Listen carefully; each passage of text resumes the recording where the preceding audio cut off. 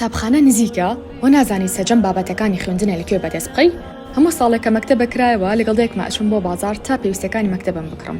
بەس لەدا ناشارمەوە هەرگیز هەموو ئەو کاڵانی کە لە مێشکما بوون و ویست بووم بە هیچ شێوەیەک هەموویانم دەست نەئەکەوت. باش ئەوەی کە 5 ساعت لە ناو بازارە ئەسوڕینەوە بە هیلاکیەوە هاتینەوە ماڵەوە. بەشێک لە کاڵەکانم بەدڵ نەبوون چونکە جوان نەبوون بەلامەوە، بەڵام مەجبور بووم کە بیان کڕم چونکە جوانترم نەئەدۆزیەوە. بەشێک لە کاڵەکانیشم نەئەکڕین چونکە ئەوانە لە ناو بازارە نەبوون. بەڵام ئێستا کە 3 ساڵە مامۆستام خۆزگەمە خواست کە مناڵ بمەوە تا ئێستا داوای بابەتی قوتابخانە بکەم کە زۆرشتی جوان و باشتر هاتووە کەوا لێ ئەکا زیاتر حەزە بۆ سایکردن بچێت.